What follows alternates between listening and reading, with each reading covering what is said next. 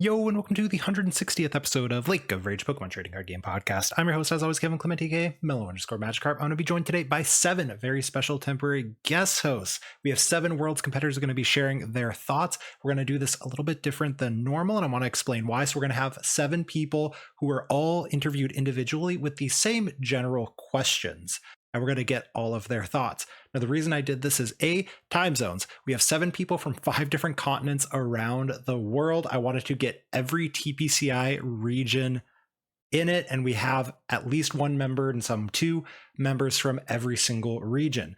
Another thing is we're going to do it a little differently in that we're just looking for the world's meta. What are you expecting to be the top decks and the top performing decks? We're not doing a deep dive onto each of the decks. Now, this is a little different, and I think I hit my personal goal on this one, but I do want to let you know that I'm happy to take feedback. Some of you are not going to like the style. That is like a given.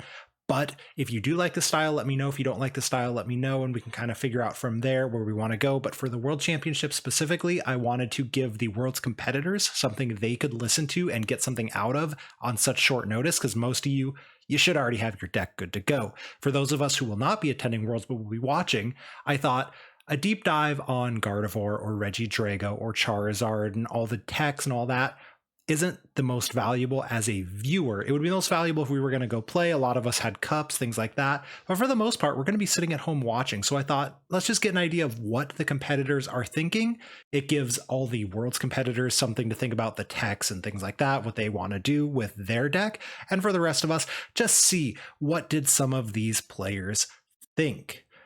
Hopefully you enjoy this episode. Be sure to give it a listen, rate and review the show, all that other good stuff. But anyway, let's go ahead and get into it and hear what these 7 incredible Worlds competitors have to say about the Worlds meta. So start with, what is your name and what are your accomplishments from this last season? Hi, my name is Natalie Miller. I'm from Australia. In terms of accomplishments, I got top 8 at NAIC and then top 4 at Melbourne Regionals last season. What is your goal for this upcoming World Championships? Oh, win, easy. You'll love to hear it. So, are you approaching this World Championships any differently from something like, say, an IC, right? Because you just got top 8 at NAIC. So, is your prep different, similar? How are you actually doing your prep for Worlds? I think my preparation focuses more on actually the tournament structure Mhm. than the fact that it's a Worlds or an IC. In terms of tournament, in terms of like play rates and or in terms of like numbers of players, this tournament's a lot more similar to an IC than Worlds for the past few years. So what I'm trying to focus on is just having a good deck and knowing how to play it, and then making sure that I'm also able to play within the time limit very well. Is this the first year, or when is it the first year in a while where you've had to play in day one, correct? I played in day one in 2018. So, yeah, it's Yeah, so like 6 years. I played I played day one in 2018, then I didn't play 2019, Mhm. then I played 22 and 23 in day two. Does that change your approach at all from previous years? Mm. Yes and no. Like, if you want to win worlds in day two, you always had to have a really good deck choice. Like, you had to nail your deck choice. Mhm. Whereas, like, now it's a lot different. You can afford to get the deck choice wrong if you just know how to play the deck you're playing. Okay. What are the top 3 to 5 decks in terms of play percentage that you're expecting for Worlds? I think the top two are definitely going to be Guardi and Draco. Mhm. I think three is probably going to be Lugia, then four Zard, and then five is Raging Bolt. Do you expect of that 5 kind of like similar percentages, or are you like expecting some of them to be played noticeably higher percentage than others? I think it'll be very gradual. Okay. And then outside of that, I do think Snorlax is probably a better deck than Raging Bolt, but I just think it won't see the play rate. So we've been hearing a lot of hype for Regidrago V Star after, we had Jacob I get the top 16 at NAIC and everyone's suddenly like, wait, this deck's broken. Is it going to live up to the hype? Is Drago the deck to beat? Should it be the deck to beat, I guess? Not just people are going to play it, but should they be playing it? I mean, it's definitely very good. Like, I don't think it's gonna be, Silver Tempest levels of or Silver Tempest Lugia levels of broken, but I reckon it's going to be a pretty good deck. It's definitely like the best deck I've tested so far. Is Regidrago a deck where you can find weaknesses? Like, have you, and you don't have to tell what they are or anything, have you been able to identify like it's counterable by certain things? Or is it the type of deck where you kind of have to hope you just naturally take a good matchup into it? I mean, yeah, that deck, it definitely has weaknesses. You don't really have to hard counter it in order to beat it. Some decks, like I think people have identified that Lugia is pretty good into it. Mhm. So I think we might see a bunch of Lugia as a response to Drago. So let's go into then the top eight deck that you had played at NAIC, Gardevoir. We saw six of the top eight be Gardevoir there. Is Gardevoir going to continue its dominance? Or is now the Shrouded Fables format going to take it down a notch? What do you think about Guardy? I think the 6 out of top 8 thing at NAIC for Guardy, it was definitely the best deck in Twilight Masquerade, but I don't think it was the best deck by that much, right? Mhm. Like I think the 6 out of top 8 thing was actually more of a spike in the fact that all the groups decided to play Guardy. It was a really good weekend for Guardy. And then I think the Guardy players also probably just got a little bit lucky, which definitely helped me going in. But in terms of that, no, I don't think it'll be as dominant. I think it'll still be a good deck though. Wouldn't And be surprised to see it get like a top 4 or win the event. another thing I want to ask about is I was expecting personally you to say Charizard as the third most played deck, and you've mentioned Lugia. Originally, Charizard was seen as like, yo, Charizard with Dusknoir, broken, unbeatable, blah, blah, blah. Why do you think Charizard has fallen so much from that pre-hype of Shrouded Fables? I mean, it's a great deck, right? It's actually really good if you play it. The problem is just got an unwinnable Drago matchup. So it's not very good. Like you can play stuff like Gouging Fire, Choice Belt, Prime Catcher, Mhm. but then if you end up cutting the Dusknoir to do that, all your other matchups just become terrible. So I think the deck is just kind of getting bullied out of the metagame by Drago at the moment. And I want to go back to Guardy real quick because I completely forgot. I should have asked you this question. Mm-hmm.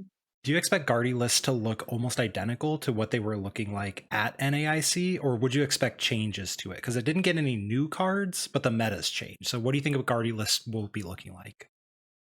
I think that they'll actually look pretty similarly to what my list looked like at NAIC. I Mhm. think that list is honestly one of the better ones into Drago, accidentally. But like, I think in the Twilight Masquerade format, the best version of Guardy was something like Henry Chow's list, which had 3 Dark, like a lot of Monkey Dory. Whereas if you just play my list, but like cut Crest for a second Monkey Dory, it's still pretty good into Drago because you have 2 Bravery Charm and the Drifloon, which gives you like the opportunity to one-shot a Drago early. You can play like a 3rd Vessel or an 8th Psychic, I think, as well to make that matchup better. And I want to mention, just because I'm looking at it right now for anyone who also doesn't know, because there were too many Guardy lists to memorize everything.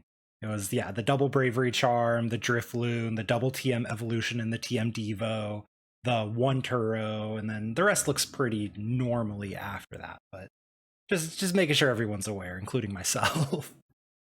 Yeah, I mean, you can play around with Devo. I think the Zard matchup is pretty unwinnable without Devo. So I think that's it a also gives you like some random bonuses in the mirror. you pulled off the you go first, and then they go TM Evo, and then you go TM Devo on them to go back ahead. I don't even think you want to do that a lot of the time. Like half the time, you're just very happy conceding a prize.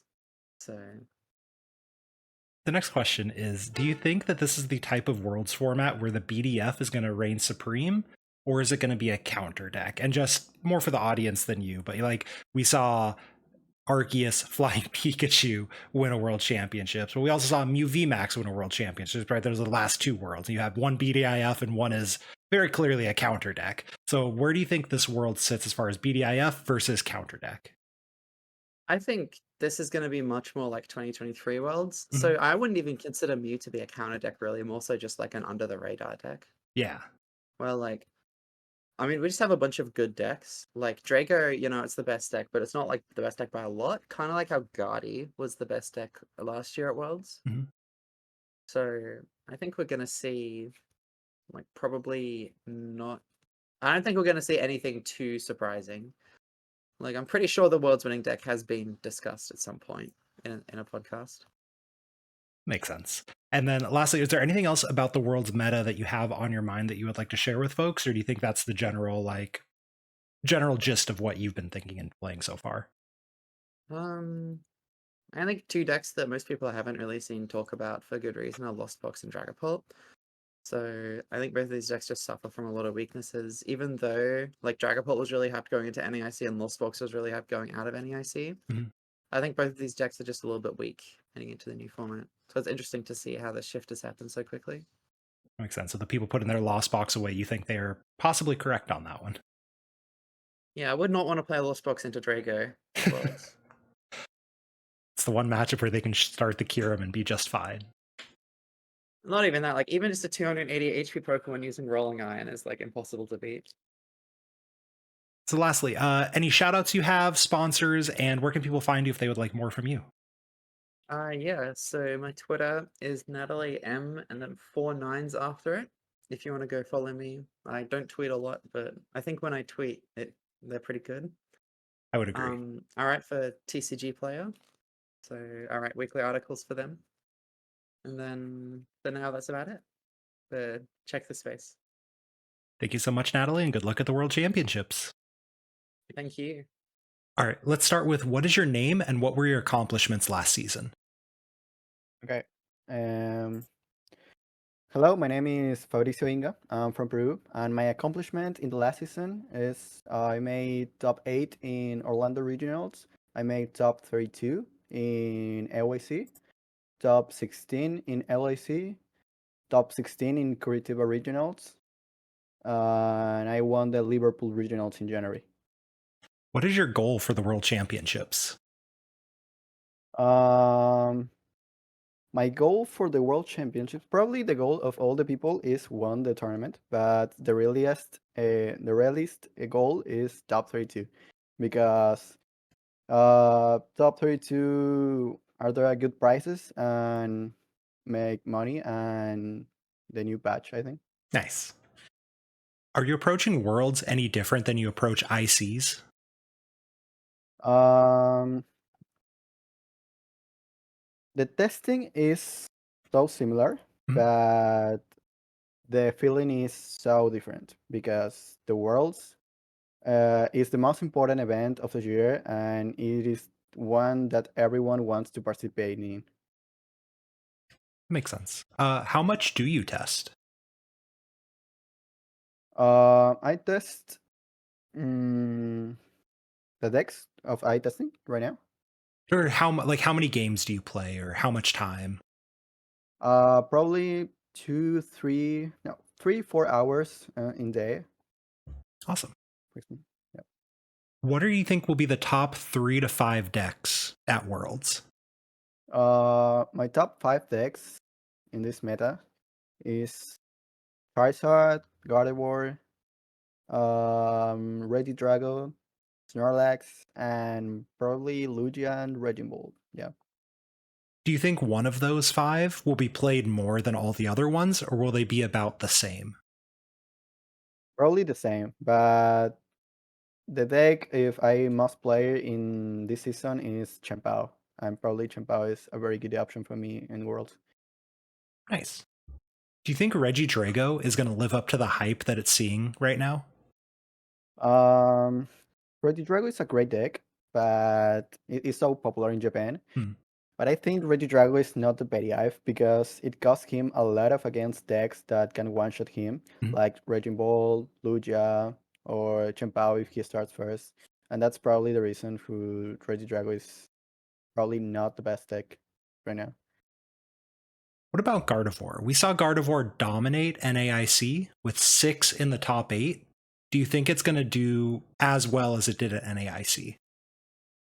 Probably Gardevoir is great, but the world format is different Mhm. to NIC, and that's probably important because the tithe is loose practically, Mhm. and if you need to 6-2 to advance to day 2 in worlds, and if you lose one, you don't have tie anymore, and that's bad because the tie rate of Guardi is so powerful. For Gardevoir, do you think people are going to play the Drifloon, or will they play the TM Devolution and the spread version? I think that the evolution is the most important version right now because Charizard is the probably the most popular deck, and the evolution is great against Charizard. Do you think this Worlds is going to be won by the BDIF, the best deck in the format? Or do you think it's going to be a counter deck that comes out of nowhere? I believe that is Worlds will be full as surprises since all decks are good and have great chances of winning. But if you take a little confidence, you need good luck in the Pirates. Fabrizio, thank you so much for joining us. Do you have any shout outs? And where can people find you on social media? Yeah, my social media is Fabrizio slash Incy in Twitter and Instagram. Nice. Well, thank you so much again for joining us, and good luck at the World Championships. Thank you. You too. All right, let's start with what is your name and what are your accomplishments from this last season? Well, hello, my name is Jelle van Kampen. I am at the moment the the rank 1 Goldango player in the world, statistically. I've made 7 day 2s this season, 1 international, 1 special event, and 5 regionals. And I actually got second at the Dortmund regionals facing Owen Kamerman. So I gotta ask, the one Golden Go player in the world, the one true Basically. diehard. I mean, the deck is just fun. Is it on your radar for Worlds? Can't say too much, of course, but it's almost like a 99% I'll be playing it, yeah. All right, let's go. So what is your goal for this World Championships? Well, this yeah, for this Worlds, I'm actually looking to go pretty far because I've been on a pretty good streak this season. Usually, I just barely get my invite. Like the last year for Japan, I just was the final league up possible. I got my invite, but this year, I don't know, something just clicked, and then I found this Goldango deck, which was really funny, and I just kept on winning and go far. I'm like, okay, this is working out great, and now I'm almost top 22. I'm exactly 28th right now for still a good amount of money for the Hawaii. And now I'm like, okay, I think this deck is still good. People are probably still not gonna test and respect it, so I think I'll get far this year, this time. Yeah. Yeah, you're like a true testament to the find a good deck, play it really well, and do incredibly well. It's literally never been like that before. Before, when I was like a regional, I was like, oh, this deck looks kind of funny. Let me just try that in the regional for the first time. Yeah, sure, why not? Are you approaching Worlds any differently than you would in IC? A little. I don't treat them that much different because they're like kind of the same caliber of tournament. The only difference being in like at Worlds, there every round you're playing a top player. That's the biggest difference. Mhm. But why it's different in testing? So when Worlds comes around the corner, all the Dutch guys, the locals, no, not the locals, all the Worlds competitors from the Netherlands will just organize days where we will gather in a store and just test the whole day long and have fun and just try hard, make a spreadsheet, see what the matchups are, what is happening, which cards are good, which cards are bad. So testing wise, we actually prep a lot more than for ICs, Mhm. but as playing the tournament, it will be kind of like the same for me. What are you expecting to be the top 3 to 5 decks in terms of play percentage? Probably the deck that will be played most is Reggie Drago for sure. Like that deck is really fun. It's streamlined. It has versatile attack cards. It's pretty easy to pick up, but harder to master and play it actually properly. But since that deck became a thing at the Dutch League Cups and challenges, and locals, it's everywhere. Everyone is playing it. It's insane. And every time I go to a store, it's like, do you maybe have some spare ogre pawns? I'm like, no. I'd have like 2 or something. Yeah.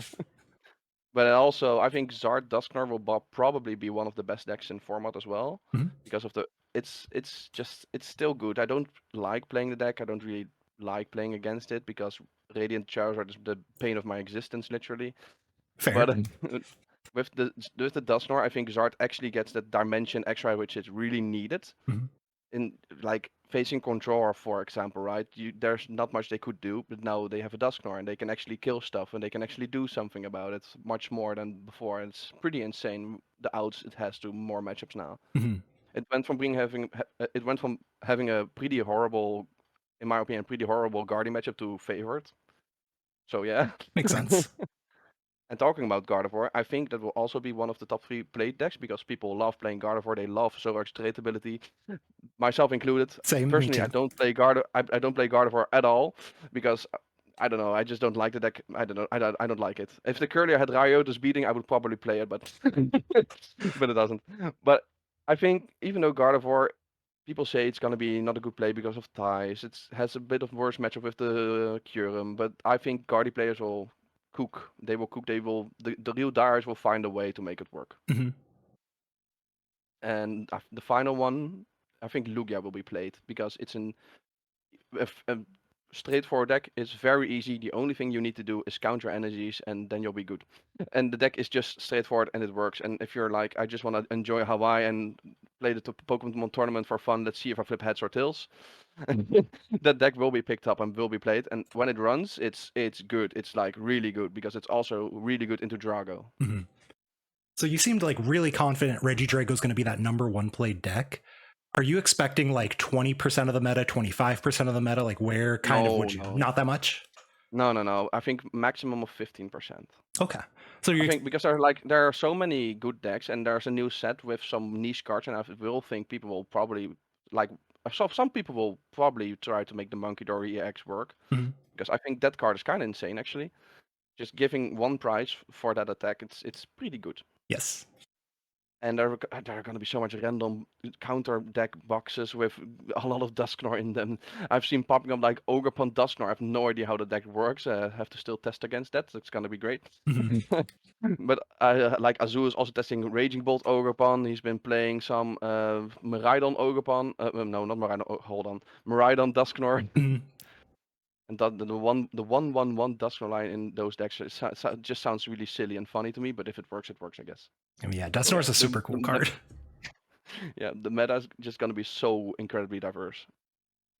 Do you think Yeah, I Reggie? know what I'm playing. Do you think Regidrago is going to live up to this hype? Like you've mentioned it, and most people have been saying like this deck is so good. Do you think it's going to actually perform that well? I think I think the hype will be around the same, or it will die off a little bit because the deck has been played so much. It's so in the Netherlands for sure, Mhm. but I figure it will be played in like other countries as well, like this amount, so people will know how it kind of works. The deck has probably not been solved yet, and maybe like for example at the there was this tournament for World's Prep in Japan, and someone played the Iron Leaves. It was a Mhm. new inclusion, and it looks really good. And yeah, should he have shared that? Probably not, but maybe he didn't really care. I mean, But fair. I think there will be more cards like that that will actually shake up the deck. So I have to be kind of scary, a little bit scared for it. And how about Gardevoir? We saw Gardevoir at the last tournament we had. Gardevoir was 6 of the top 8. That is Yeah, ridiculous, right? Do you expect the yes. same at Worlds? Well, I definitely hope so because it's a good matchup for me. But That's I don't think it confidence. will be. I don't think it will be that much as in NAIC. But I still think there will probably be like 2 in the top 8 because the deck is good and Mm. people will just make it work again. Like in NAIC, we didn't know the build yet, but people made it work with the double Monkey Doria, for example. That wasn't known. And now, when it was known, now everyone plays the double Monkey Dory. And I've also been asking everyone, what build do you expect of Gardevoir to be more popular? So we've seen 2, right? We've seen Bravery Charm Drifloon, but then we've also seen this kind of like spread version with the Devo and stuff like that. Which version do you expect more people to go for at Worlds? I expect a lot of more Drifloon because it's a little bit more aggressive, also with the time rules maybe. Mhm. But against Regidrago, you're gonna need a Drifloon because if you don't, the spread is just not gonna work, man. It's not gonna work. Your Devolution does barely anything. You need that one shot against the deck. It's just the way it is, in my opinion. Mhm. Another thing is we've seen Worlds in the past where the BDIF wins, right? Like let's go back to last year, Mew won, which is Mew was a really good deck. The year before that in I'm happy London, from you. I'm so happy from you. the year before that in London, we saw Arceus with counter stuff win. Do you expect this Yes. to be a Worlds where the winning decks are like BDIF, just the best thing, or do you expect them to be more of a counter deck? I think there isn't really much of a bediff at the moment. There Mhm. are like the top boys, the top lads, and I think top 8 will probably be like 6 of those. Mhm. And there will be one rogue deck like that no one has seen coming, like maybe Xanaparos will cook again with the Frostlass spread or something. Yeah. With Dusknor by now, yeah, there you go. Now we're talking. Okay, we cut it out. It's good. No, but I have to say it's like 6-1. So of course I'm gonna make top 8 with Goldenga. No one will expect it. Oh, I mean, to be fair, I don't think anyone is expecting Golden Go except you to make top 8. So Yeah, of course, it's broken.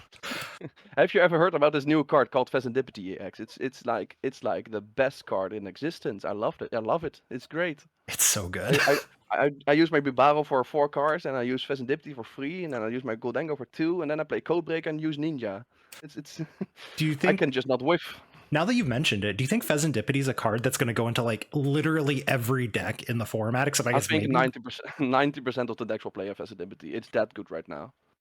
Still think it's kind of weird though, because back in the day we had the Oricorio GX, Mhm. and not that it was barely played, and now we have the exact same card, almost. It has more HP and a pretty decent attack, and now it's like every deck. It's like how a format has warped, I guess. Thank you so much for joining us. Do you have any shout outs or social media that you would like people to find you at? I would like to shout out the Dutch Pokemon community for being cool, and of course the testing group for organizing and testing and actually wanting to play against Goldengo this time, and also they want to pick it up a little bit, so they know. And if you want to follow me, you can follow me on Twitter at kampen_Jelle. I post memes, some Pokemon stuff, and some random other things over there. Yeah. Perfect. Well, good luck at the World Championships. Thank you very much. Start. What is your name and what are your accomplishments last season? So yeah, my name is Adam Denk, and I haven't like played really well this season, to be honest. I just made top 16 in Lille, and that's like probably it.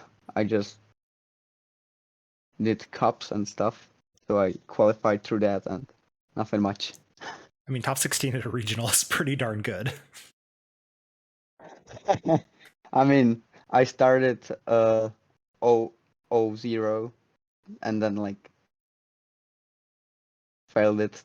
I was really close to top 8, so, but I mean, happens. What is your goal for the World Championships?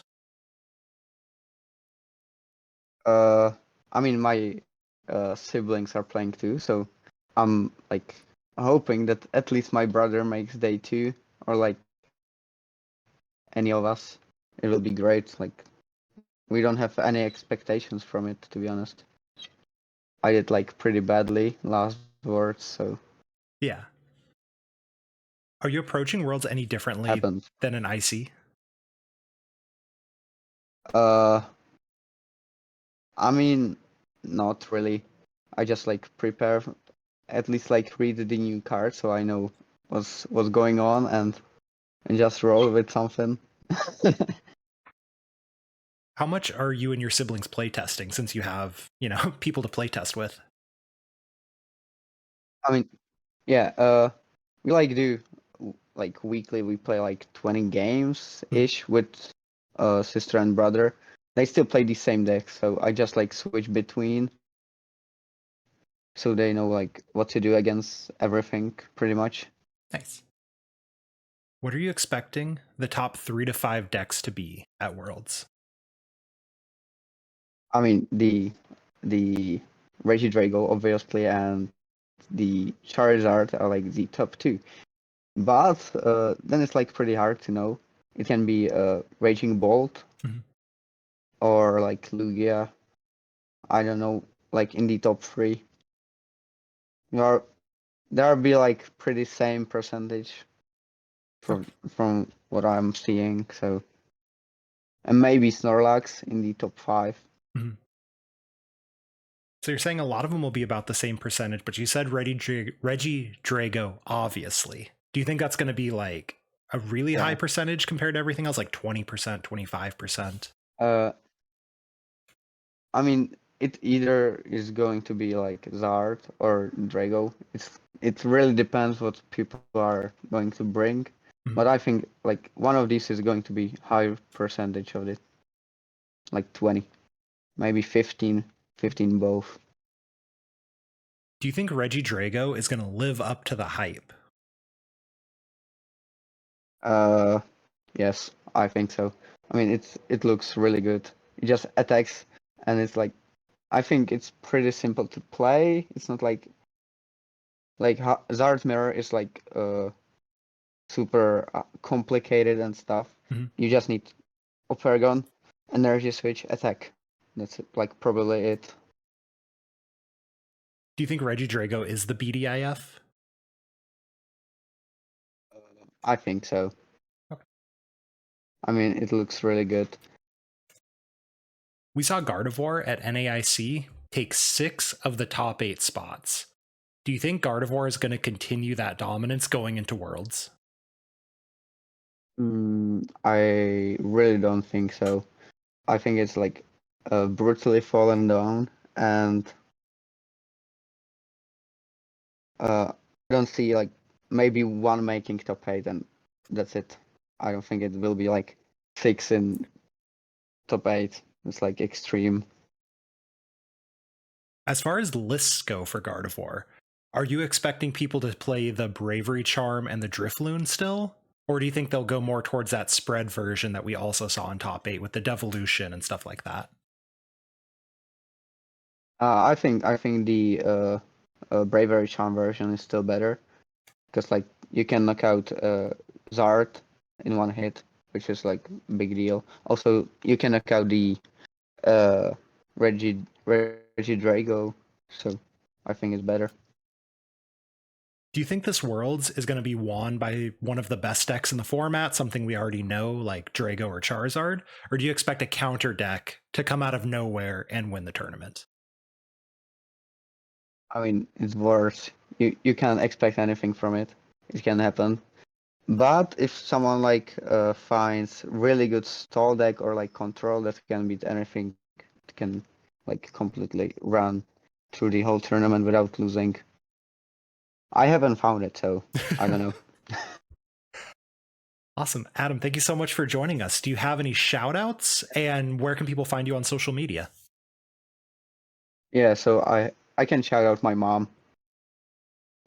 Love to hear and it. and my siblings. And you can find me on Twitter, Adam Denk. Just find it. Perfect. Well, thank you so much, and good luck at the World Championships. Yeah, thank you too. So we'll start with, what is your name and what are your accomplishments this season? Okay, so my name is Cobi Kawasaki, and my accomplishments for this season, I guess most people remember me playing Zorobox to 18th at Vancouver. But outside of that, this is my third consecutive season of a Worlds invite, which I'm pretty happy about. So, pretty good, I guess. I would have been upset if you didn't mention the Zoro box specifically in there. That's the best achievement. What is your goal for this World Championships? I mean, funny enough, right? I get asked this question a lot, right? I assume a lot of competitors do, right? Mhm. I think going into any tournament, but especially Worlds, I just want to make sure that I've prepared as much as I could have, right? And I play as good as I can, right? Like the result, everybody wants to win, right? But in reality, right, you just don't want to go in with regrets, right? Like last year, for Yokohama, I felt like I didn't prepare all that much, right? I felt like I had like kind of ideas going in. I was more excited for my Japan trip. So I was like, playing my Japan trip, and then the tournament rolls around and I'm just kind of fumbling. I played Lost Tina, bricked 5 out of my 7 games, and I was just out immediately, right? And Mhm. the only thing I could think about was like, I really wish I just prepared more, right? Like, regardless of if I did better or not, right? I just felt like I didn't really put my all into it. So hopefully this year, right? Like I put in a lot more practice, and I just want it to go, better, right? Hopefully my efforts are rewarded. Man, that's such a sensible goal. I love it. I know, right? Because and also we tested for 2022 Worlds together, Mhm. right? So and during that testing session, I felt like I went into that Worlds like way more prepared than my opponents were, right? Like, oh, I know what my deck does, right? And like I felt confident. I don't know why I didn't do that for last year, but I reflected on that. It's like 2022 was what I should be doing, and I'll do that again this year. Yeah, I want to mention for anyone who doesn't know, because it's not on Limitless. You got top 64 at 2022, correct? Yeah, top 64. It was actually crazy. I think I started 3-0 day 2, And then I got put on stream. I played James Cox. I had two unfortunate bricks, and it kind of derailed there. But like, it was not a bad finish, right? Like, I can't complain about it. I don't think anyone should complain about a top 64 world. It's pretty darn good. Yeah, I was happy with it. And ironically, it doesn't end you with anything. You don't get any prizing for top 64, but you feel like you've accomplished something, right? It's like top 64 feels good, but you don't actually get rewarded with anything. Are you going to approach the World Championships any differently than you would an IC like NAIC or EUIC? Yeah, I think that World is kind of a different event, right? Like, it's what makes it so unique is that it's the only time for like people that compete year in and year out, right? In Pokemon, they know that it's kind of a year-long grind, right? Mhm. Like, you don't have much of a break. And even though like maybe you have like a 2-month stretch between the next tournament, you'll have like a regional in between an IC or like even cups or something that you're still kind of like moderately preparing for. Whereas Worlds, between NAIC and Worlds, it's the only real like break you'll have, right? Like where you have nothing else to do except prepare for the tournament. So your testing is very different, right? Like you're testing like and more advanced. Like by the time NAC was over, we're already testing like Shrouded Fables ideas, right? Because while we still had like a lot of time before the cards actually released, right? There was really just no reason to, right? So Mhm. I think Worlds is weird in that sense. And also it kind of is reflected in that the meta among the Pokemon community shifts a lot, right? Like 1 week, like, I remember at the beginning of July, right? Everybody was like, Regidrago's the best. This deck is crazy, right? And then, just like this last week, right? It's like, oh, wait, he doesn't run a stadium bump. So let's play the neutralization center, right? And it's like, oh, also runs no like tool removal or like Lugia is just kind of good into it, stuff Mhm. like that, right? And you realize, okay, now it's shifting again, right? Like Regidrago isn't just like, oh, just play this deck and it's the greatest, right? And that constant shift, I think, makes approaching worlds sometimes difficult. And this will vary from worlds to worlds. Like, I think the year 2022, we didn't have that. Pogo was the set that released Mhm. in summer, and that set was like it didn't change all too much. Um, but so we just play like Palkia the whole that like Yeah. Palkia was mainly the whole tournament, right? Whereas this year I feel like there's a lot of new cards coming out of Shrouded Fables. It makes the preparation really weird. I still don't think all the things are explored in this Mhm. mini set, like a lot of the ideas. So it it makes it kind of preparing for it like more dynamic, right? And you can't know for sure. I don't know if you paid attention to, slightly off topic, I guess, but in the Tournament of Doom, there was that really cool Ogre Pawn Dusknor deck. And then Yeah, Azul's yeah, been I did see playing that. Yeah. the Raging Bolt Dusknor deck, and it's suddenly like, wait, what if you just play a 2 prize deck with Dusknor in it to offset the prize trade, right? And that's one of those things. It's like, wait, no one thought of that until like, apparently this weekend. Yeah, yeah, that's a perfect example, right? We saw that and I was like, this deck looks weird. Like it just looked like not good. But then you start thinking about like the idea behind it, and I was like, oh, this deck runs only 2 prizes, right? So the Dust Noir really is kind of just a free ability, right? Because you're only going from like a 2/2/2 to like a 2/1/2. Mhm. So because of that, you just need to like you kind of have to just keep your like mind open to those ideas, right? Because obviously I never would have thought about it until I saw it, and then it's like all of a sudden, okay, you have this idea that there's a lot more ways to explore these cards, right? What do you think are going to be the top 3 to 5 decks in terms of play percentage? So I think even despite what I just mentioned about the meta shifting, I think Regidrago is probably still going to be the most played deck. Mhm. Um, I think it has a good matchup spread. It can get countered, but like it's one of those decks where like decks have to put a lot to make the matchup like decent, right? Not like great, right? Like you're like decks are like Zard and Guardy are really trying to find these really weird decks to make the matchup like even, and it's like that's a sign that a deck is pretty powerful, right? So I think that Regidrago is going to be the most played. I think Zard is probably still going to be the second most played. I think it's got the new cards. A lot of people played a lot of Zard this year. It's a Mhm. comfort play. I also think it's just well rounded. So Zard would be my number two. I think what I'd like to say is Lugia, just because I think if people have this mindset that when they go into the worlds, that some people are just like, I want to play a deck that if I get lucky or I draw well, I'm going to win everything, right? Yeah. And that's not necessarily wrong because worlds is the last tournament, right? You go all or nothing, right? But it does result in people kind of just playing high roll decks, right? And so I think Lugia is probably the high roll deck to play if you're going to do that approach. So third, and then Guardy fourth, Blocklax maybe fifth. Like that deck is surprisingly good. Like I think it could actually be fifth, which is kind of high for a control deck, right? So you mentioned like you kind of paused after the first two decks going into the other ones. Do you think there's a noticeable difference or a noticeable like drop off in play percentage after like the Drago, the Charizard into those other decks? Or do you think it's kind of going to be fairly even? You just weren't sure what order.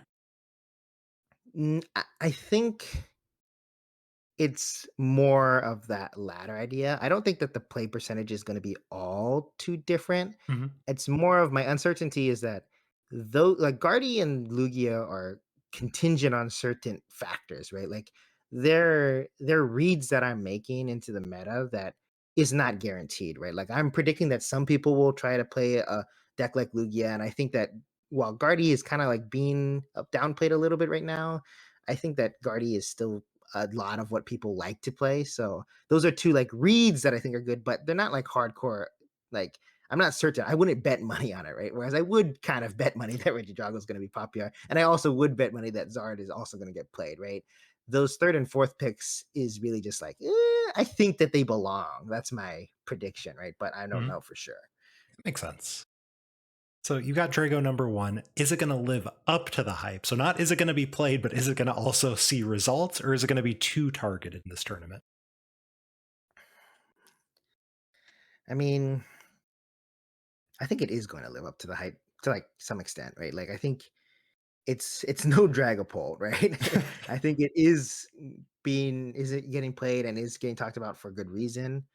I don't think it's gonna dominate, right? I think a lot of Mhm. people are gonna come up with robust answers to play into Reggie Drago, but I also think that Reggie Drago is just pretty dang consistent and pretty good into most things. So like I expect like at least two in cut, right? Like two, and maybe it could go up to four, right? Like depending, like I think the Japan tournament was like four Dragos in cut, Sounds that right. one Japanese like Worlds Invite tournament. So I think it's in that range, two to four. So I think it's a consistent bet that it's gonna do well. Like I just trust its matchups the most out of all the decks, right? Mhm. That's the main reason. So I think yes. Next question's about Guardy. So we saw Guardy absolutely dominate NAIC, six and top eight. Normally, NAIC into Worlds isn't that drastically different. So do you think we're going to see Guardy continue to dominate and get those results that we saw at NAIC, or is it going to see a bit of a drop off? I don't think it will dominate. I think it's good. I mean, in fact, I think ironically, Guardy's probably the deck that changes the least going for into Shrouded Fables in terms of like deck and play style. Mhm. Um, and I think it is a very strong deck, but its Drago matchup is pretty tricky. There's a lot of ways in which you can kind of just get run out of the game early. And if anybody who's also tested a lot of Drago, the deck is pretty fast, like surprisingly fast. Like True.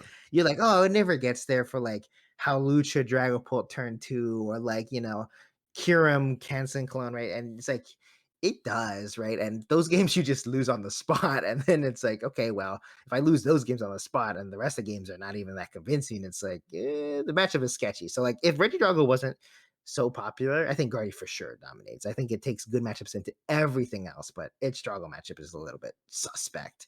So apart from like Tord, I don't know if Guardy will dominate, right? I think there will be a couple really good Guardy players that will rise to the top, but it will be in smaller numbers, I think. And I've also been asking everyone about Guardy lists in general. So either what you're liking or just what you think people are going to play. Are we going to see the Drifloon and the Bravery Charm package for those Okos, or is it going to be more of that like spread variant? Like, where do you think people are going to end up going with the Gardevoir lists? I think it will actually be pretty split. Mhm. I don't think I think the majority of the players will have like approach to Guardy that they are going to stick to, and that will differ quite a bit. Like I think they both have their merit, right? Mhm. I think the Drifloon is generally worse into everything else, but Drago, and you might hit a lot of Dragos, right? So the thought process is that you up your BD, like your number one deck matchup, to and slightly worsen the rest of your matchups. Whereas the opposite can be said that some people will just like saying, I lose Drago anyways, right? It's never going to be favored.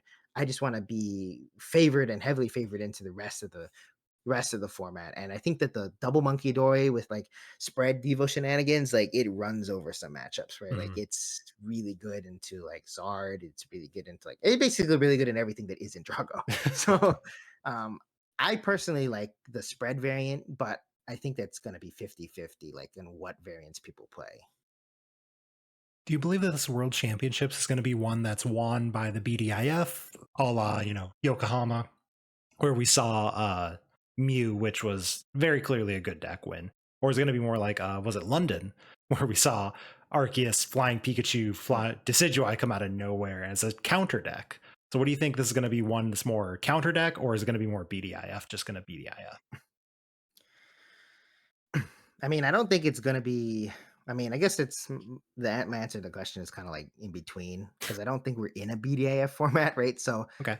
both of those predictions are kind of revolved around that there has to be a BDAF because if a counter deck wins, right, it has to be because there's so much of the BDAF that Mhm. there was a real reason to counter it, right? Whereas I think the meta is pretty spread out, right? Like even if there are strong decks like Regidrago and Zard, right? I think none of them are gonna like go crazy like 30% or anything like that. And the decks that will do well, they're not like counter decks, right? Like I think Guardizard, Regidrago, maybe even a Blocklax can all be up there in the standings, right? And I don't think that they're a hard read into the meta, right? They're just generally good decks, right? We're just in a, I like this format in the sense that decks are strong and it's Mhm. pretty spread out. So like you can play a lot of different things, which makes for a really cool meta game. Like you don't just have to be like, Palkia and Talion, I guess we just all run the same 60, all 40% of us. Yes. We don't have to, we're not in that situation, right? We just, now we can like choose like, okay, I like Regidrago more than I like Zard. They're both pretty good, right? So I think it's going to be pretty spread out, no counter decks, no BAF. So like neither is the answer to that. Cobi, thank you so much for joining us. Do you have any shout outs you'd like and any socials that you would like people to find you at?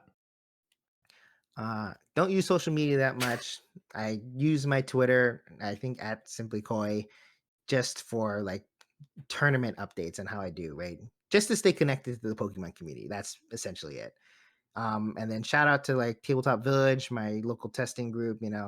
We all going into this tournament testing pretty hard together. I hope we all do well, right? And it'll be fun. Perfect. Thank you again for joining us and good luck at the World Championships. Thanks for having me. This podcast is sponsored by Tabletop Village. Now, I know you already know that, but why is this so important? Because they're going to be having some Shrouded Fables available for pickup at Worlds at tabletopvillage.com. Use code MELLOW5 for 5% off. And most importantly, if you would like to support the podcast or support a local game store who gives back to the community, yes, at their local tournaments, they give back almost all of the entry fees in prizing. They will pay for people who do well at non-championship point locals to go to the World Championships. If you want to support a store like that, instead of going to TCG Player, go to tabletopvillage.com. Pick up packs, pick up sleeves, pick up singles, pick up whatever it is you need. Now, of course, if you have your own local store that does this, shop there instead. But if you don't, instead of going online, instead of going to some nameless, faceless seller, instead of going to eBay, go to tabletopvillage.com. I cannot appreciate them enough for all that they do for the Seattle and Eastern Washington community. So please support them if you have the opportunity.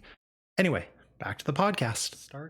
So let's start with, what is your name and what are your accomplishments this past season? My name is Rahul Reddy, and this past season I picked up 2 top 8s at regionals, and I think a top 16 and a couple 32s here and there. So nothing crazy, but a pretty pedestrian season for myself. Bro, nothing crazy? Excuse me, what? So off of that, what is your goal for this World Championships? Personally, I'd like to. I think like the anime protagonist answer here is that I'm going to shoot for the fences and I'd like to win, obviously. But I think it's been a couple of years since I've had a good performance at World, so I'd like to at least make day 2 at the very least, because it's a new structure for us as a whole. So I can at least make it back to day 2. I think from there, top 32 and then top 4 potentially, and then so on and so forth. So it sounds like you're kind of, I'm going to take it step by step on here. Yeah, exactly. When's the last time you played day 1? 2017. All right, well, welcome back to day one. It sucks it down Yeah, there. we're all here. I don't even have a round one bye this year. Oh yeah, I hate to hear it. I mean, I don't want to see you sitting across from me round one of Worlds. Like, it's downhill from there. So, are you approaching Worlds any differently than you would, say, an IC, NAIC, UIC, etc.? Yeah, I think I am, because I think the general when you go into an IC, there's a lot of players who are playing for the first time, or players who will kind of pick up a deck and play what they've liked more or less for a lot of the format. So for an IC, you can kind of try to play the field as opposed to playing top players. But for Worlds, it's a little bit different because you have to kind of try to guess what other people are thinking, which is really tough to an extent. And this format this year is going to be unique as well. So it's a little bit different. So you kind of have to look at it from a different lens and take a little bit of risks maybe that you wouldn't take normally going into an IC. Like in an IC, you can rattle off like 12-3 performance to potentially get to top 8, or you're playing for a top 64 berth, which is like 10 wins and a little bit of change. But at this Worlds, it's like all or nothing to an extent. Gotcha. What do you believe? Speaking of, imagine what other people are thinking. What do you believe are going to be the top 3 to 5 played decks in day one? I think number 1 will be Drago by far. By far. Or I think it's just one of the most impressive decks at what it's supposed to do, and a lot of the cards that are in the deck are kind of format gatekeepers. So it just is a hard deck to kind of turn down. I think number 2, like after that, I think it's going to be like a drop in terms of decks. I think 2 is probably going to be Zard. I haven't seen a lot of like Zard hype in a lot of places, but I do know that like there's a lot of Charizard ride or dies, and they've been that way for the entire format or throughout its lifetime. And I think the deck is pretty good as well. Dusknoir is a cool addition to the deck. I think 3 is Guardy, because I think Guardy is another popular deck, another deck that players have played all season will more than likely want to stick with if they are heading into Worlds. Like it's a pretty rough time to try something brand new. So comfort is king. I think 4 is probably going to be Lugia. It's one of those other decks that like people have played all season. I think it was the number 1 most played deck at day 1 of NAIC. Sounds right. Conversion wasn't great, but still people did bring it. And I think number 5, I'm gonna have to go ahead and say like Stall, Block Lax, some effect to that nature. So you mentioned the big drop off from 1 to 2, 3, 4, 5. Are you expecting the 2, 3, 4, 5 to be about the same percentage, where you're not more concerned about one of those than another one, or do you think there's a difference within those as well? I think 2, 3 you should be concerned about probably, and then I think 4, 5 is kind of like if you have some space in your deck, you can worry about it. Obviously, if you don't want to lose to Block Lax, it's a heavier commitment for any deck to kind of play through their package now of having 0-6 machinations and all these fun new tools that they get. Not fun for us, fun for them. But I think you'd have to dedicate a heavier package to beat something like Block Lax as opposed to something like Lugia. That makes sense. And then you mentioned Drago way ahead. Are you thinking something like last year Worlds Lugia that was like 22 or 23%, or something like that? I think. Okay, so I think just that like number is just like, again with Worlds, like we talked about how like aggressive decks in general are favored, and Drago is one of those decks that has a Lugia effect from last year, where it's like it's aggressive, it wins games fast, and it doesn't really get stopped by a lot besides its own setup. So it's one of those decks that relies entirely on itself. So off of that, do you think Drago will live up to this hype? I think so. I know last year we didn't have a single Lugia in top 8, which was kind of crazy to see, but I think there will be multiple Dragos in top 8 or top 32 this year, especially given the format being less Swiss rounds than before. So tying is objectively a little bit worse across the board. So Rage Drago being able to win games, finish those 3 games on top of that, will probably give it some better cushion. I think I could very easily see it being like 2 spots in the top 4. So I'm curious, and this is one where you know significantly better than I do. Last year, Lugia had a bad, I don't know about a bad conversion rate, but a bad day 1 into day 2 of the World Championships, because you know a lot of people played it, and it seemed like a lot of people made it through. I don't know for sure, but you are someone who you and your testing group had the day 2 invite and were able to look at that and say, okay, well, we're going to make a difference on that. Do you think part of Lugia doing so poorly last year is that day 1 to day 2 deck change structure? Or do you think that Lugia was just not made for a day 2 meta of different players than a day 1 meta? Absolutely. I think there is an element of both because I think Lugia sometimes like is one of those decks where last year with the Signal Strike package, if you set up, it was really hard to beat sometimes. But I think the bigger thing that players realize is the fall off in Arceus from day 1, like just not existing, let people play something like Lost Box more frequently because Lost Box was kind of gate kept by Arceus. The day 2 players were able to play Lost Box and tech their decks a little bit more for Lugia. And then Gardevoir players, which already had a naturally good matchup in a Lugia, were able to continue playing their deck. So a lot of like what people were able to do from day 1 to day 2 is like, I can take out my Arceus techs. I can take out these cards that were eating up so many slots because NAIC was dominated by Arceus. But now we can focus on dealing with Lugia, which was the number 1 most played deck in day 1.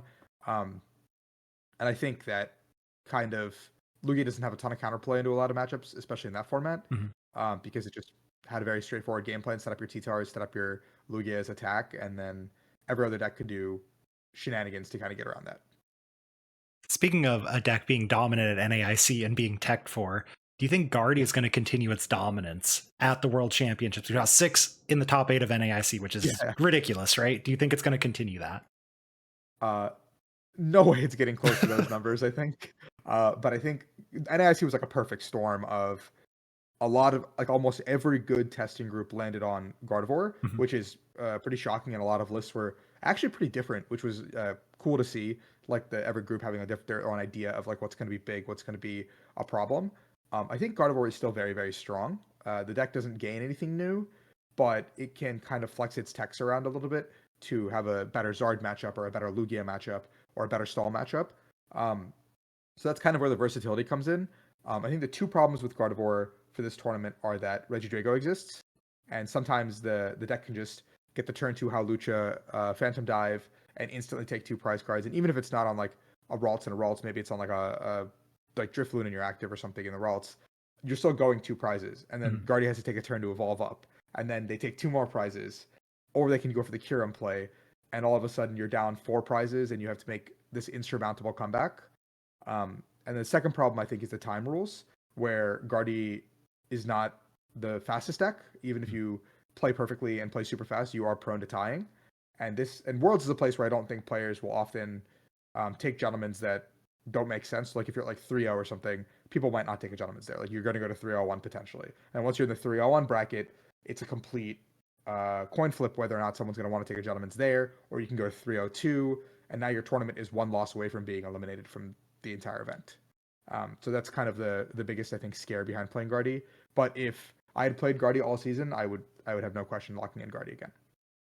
When it comes to Guardy, what are you expecting lists to look like, either should or might? Are we expecting the Drifloon Bravery Charm package to come back in? Are we expecting more of the spread version? Are we, double Munkidori? Stuff like that. Like, what are you kind of thinking Guardy should or will look like? So I played a lot of Guardy after NAIC going into Cups, because my NAIC list was a little bit unique because we played the Luminian Collapsed, which was super good for NAIC, but I think kind of fell off after. I do think you need to have double Munkidori, double Dark, because if you don't have it, the mirror gets really tough. I am actually a huge fan of the Fluttermane spread version, where like you just kind of play for Devos. I think your game plans are a lot more streamlined, and with Munkidori, it's like you can keep 2 prizes off your board, you can Turo a Gardevoir a little bit more reliably, and it feels easier to play. But I don't know if it's completely feasible with cards like Dusknoir in the format. So I think you have to play like some sort of Devo to answer Charizard. And you could play something like Klefki to have a slightly better matchup into Drago. But also if you have Klefki and Manaphy on the board at the same time, it's just a liability at the same time. So I think you have to have a package to deal with Zard at the very least, because I think Zard comes back in some capacity. And I think you could probably, like, by innate virtue of your deck having just decent cards, probably sack the stall matchup. But that's something you should practice at the very least. Like, I think if players practice the stall matchup, it's actually pretty even. But if you don't practice it, you get cheesed out. Do you believe that this Worlds is going to be one where BDIF reigns supreme? Something like we saw Mew VMAX win last year, which Mew is just Mew. Or do you think it's going to be something like London, where we saw this Arceus, Pika, Desi counter deck kind of take over? Like, is this chalk? Are we going to see the deck win? Or are we going to see some counter stuff do really well? I think there's too many things to counter. Like, I think you could beat it's like pick one of the three. Like you can beat maybe Drago, but you lose to Guardian Zard. You can beat maybe Zard and Guardi, but you lose to Drago. So it's kind of like in the top 5, it's very hard to break through. And I think like maybe the only deck that has like the best chance to do that is like something like Bolt, but Raging Bolt isn't even like a counter deck. It's kind of a in the bottom part of the meta deck. So like I don't think a deck that's non-meta will break through. I have not put a ton of time into things like the neutralization center. I think that's what it's called, neutralization zone, something like that. But I'm sure someone out there who is a better deck builder than myself has like cracked the code of that card and could make a pretty deep run. Like I would definitely not be surprised to see some sort of neutralization zone or like ancient box deck make a deep run off the virtue of hitting good matchups and drawing well. Perfect. I don't think it wins though. Rahul, thank you so much for joining us. Do you have any shout outs, and where can the people find you if they'd like more from you? Thank you for having me, Kevin. I think the 2 best places to find me are YouTube, it's just my name, Rahul Reddy, and then Twitter, it's at the Flea, THEFL, and 4 E's. I rant a bunch on Twitter about stupid stuff, and I try to get information out to the public, and then on YouTube, I try to educate and hopefully help players improve. Perfect. Well, thank you so much, and good luck at the World Championships. Thank you. Let's start with, what is your name and what are your accomplishments this season? So, hi everyone. Firstly, big thanks to Kevin to have me on the show. Long-time fan.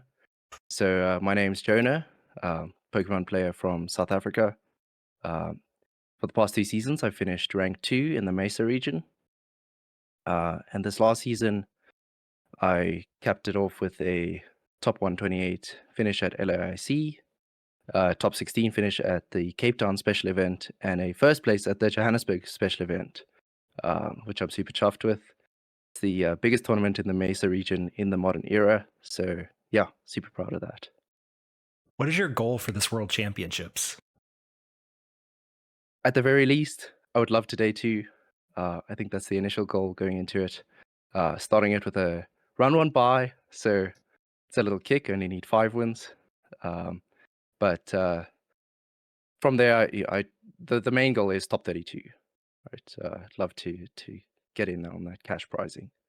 Out of curiosity, do you know, I don't know, but do you know the highest placement at Worlds for your region? Like any player from your region? I think top 128, as far as I know. Okay.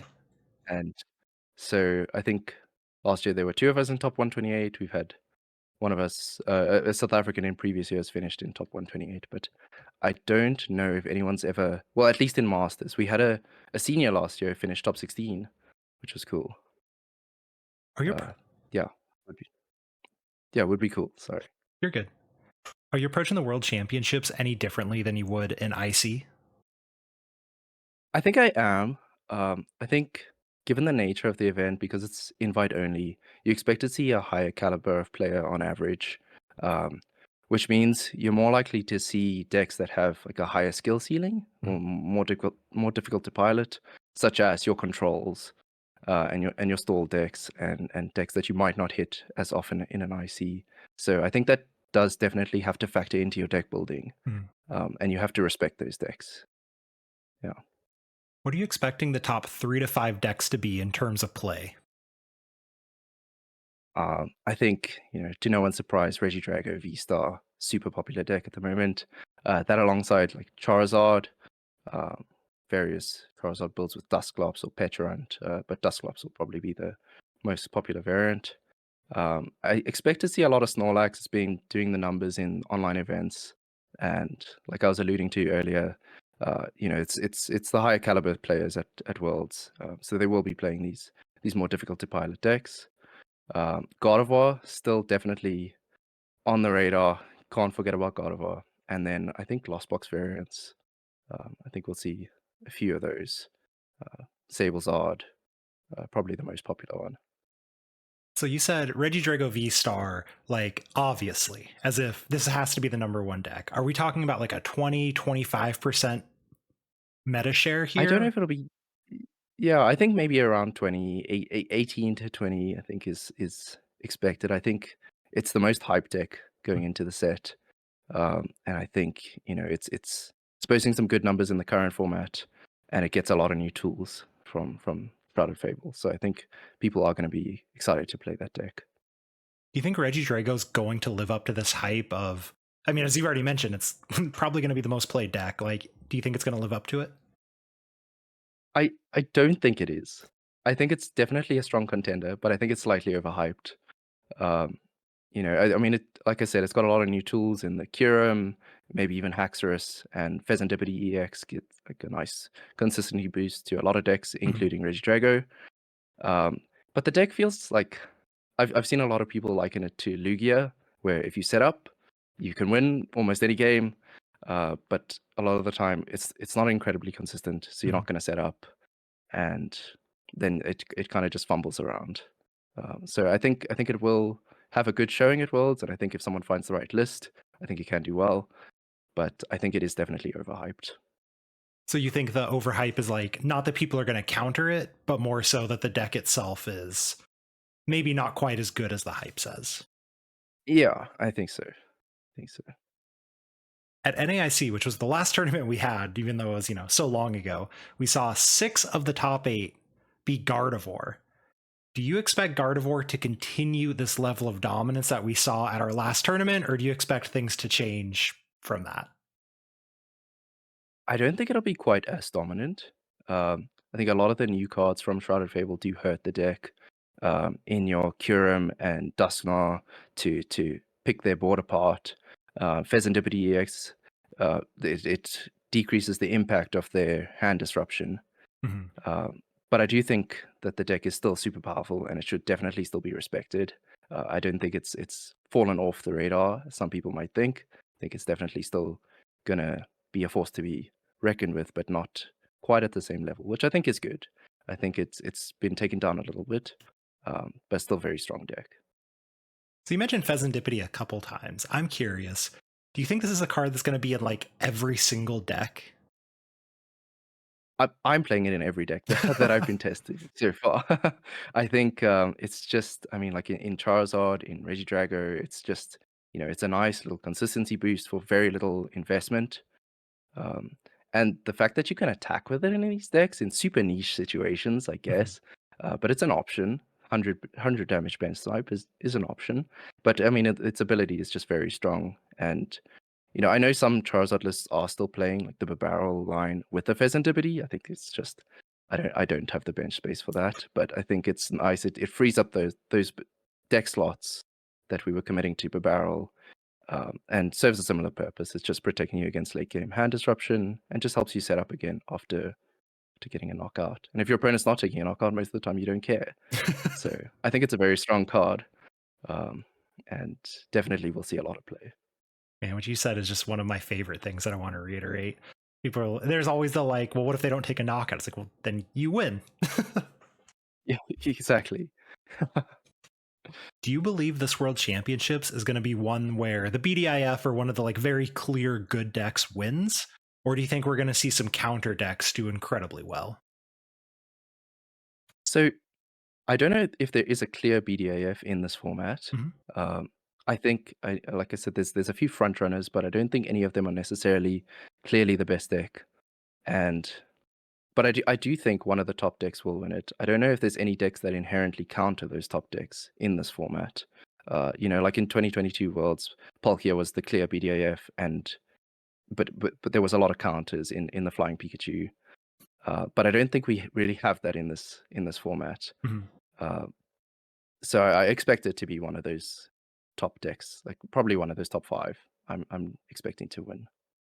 Beautiful. Thank you so much for joining us. Do you have any shout outs, and where can the people find you on social media? Look, there's too many to call out by name, but I just want to shout out all the South Africans who are traveling to Worlds with me. I think we're going to do our best to try put up a good showing there. The guys here who helped me get the cards so quickly, because it's a mad rush. I'm leaving this week. To get the cards in the span of a week with the delayed product was not easy. And my testing group, they know who they are. Yeah. So you can find me on Twitter @SirAfroPanda. Yeah. So yeah, thanks a lot for having me. Is that named because of that glorious head of hair? It is. Well, thank you so much for joining us again, and good luck at the World Championships. Thanks so much.